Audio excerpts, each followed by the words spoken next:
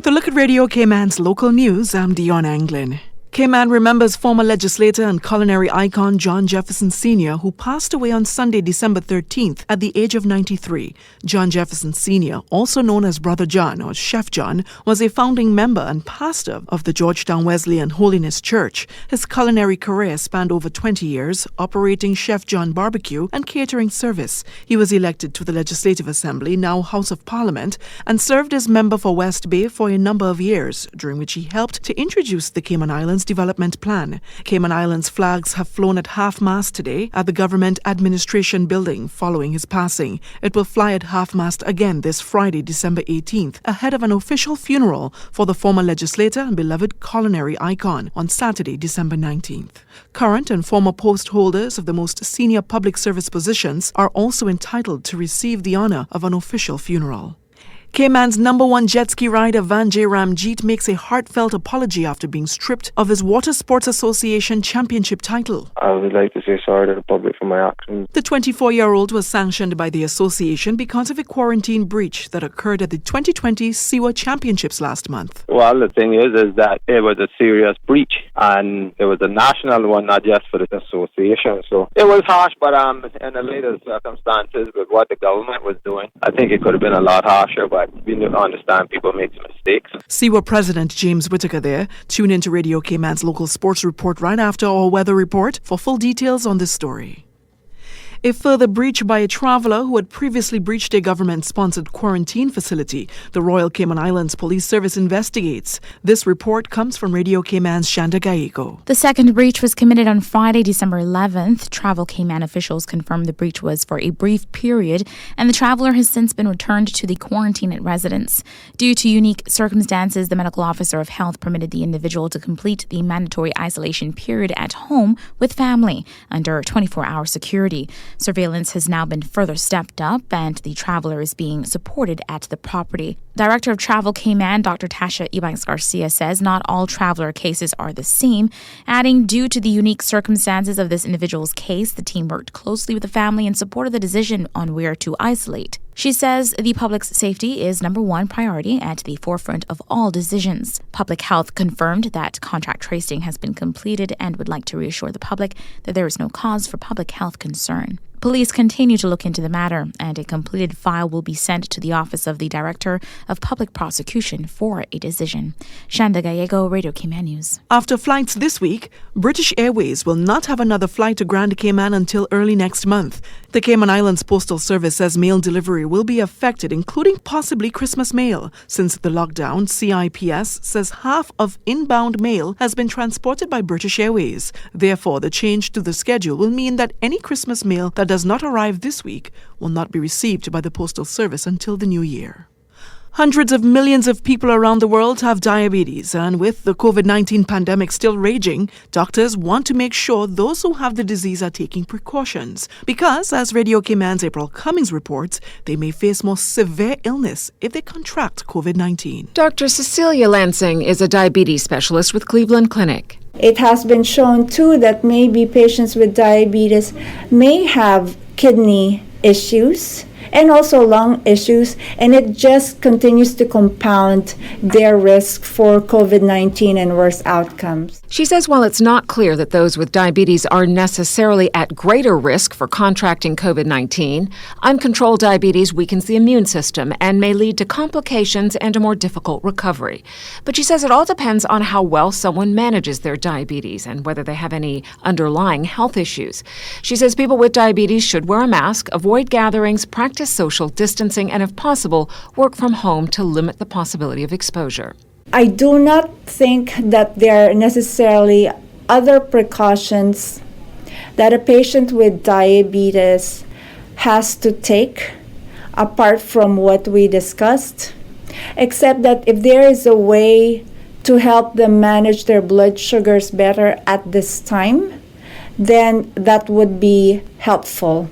Dr. Lansing says once a vaccine for COVID-19 is made widely available to the public, those with diabetes should consider getting it, since they are considered more vulnerable. April Cummings, Radio Cayman News. Fortunately, Cayman appears to be free of local transmission of COVID, but taking precautions like social distancing, frequent hand washing, and staying away from large groups are wise for anyone at risk. The Mangrove Action Project, sponsor of the Cayman Islands Mangrove Rangers, wins an International Impact Award. Radio Cayman's Felicia Rankin-Solins has more. Martin Keeley, Education Director of the Mangrove Action Project, says it was no small feat scoring the award for advancing environmental sustainability in the International 2020.org Impact Awards. It's huge. They selected us from over 500 entries into this competition, and we won. It's basically recognizing what we've been doing through the Mangrove Action Project and currently through the Mangrove Education Project and the Rangers internationally over the last 28 years. And it's to recognize our contribution towards international sustainability, specifically on mangroves. Mangrove Action Project, or MAP, is a small international nonprofit organization that has a dedicated presence in the Cayman Islands to preserve Cayman's mangroves. In Cayman, the main education project has been Marvelous Mangroves, which we have been teaching in conjunction with the National Trust in Cayman schools since the year 2001 to all Year 5 students. It's a hands-on science program that includes a series of activities and field trips to increase the understanding of mangrove ecology in Cayman. This past summer, they began a new project, Mangrove Rangers. The Mangrove Rangers are a group of young Caymanians who work with us to protect mangroves, to observe what's happening to them, and to establish a data system about the problems with mangrove destruction in Cayman. So the Rangers have also been involved in an extension of the Marvelous Mangrove program, which is called the Coastal Lagoon Ecosystem Program. And it is involved with seagrass and coral reefs and integrates the entire coastal lagoon ecosystem.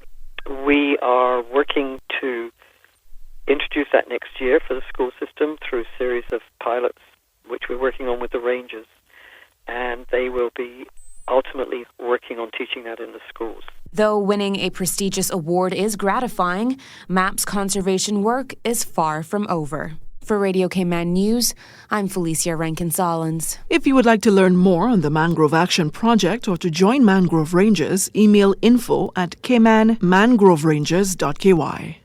Since October 1st, more than 3,000 people have returned to the Cayman Islands. Dr. Tasha Ebanks Garcia is the Deputy Chief Advisor of Strategic Reforms, and she tells CIGTV the program is made possible through the coordination of more than 200 people across 4 core teams. This work has been made possible through the redeployment of resources across the service, so this has certainly been a multi-department, multi-ministry effort.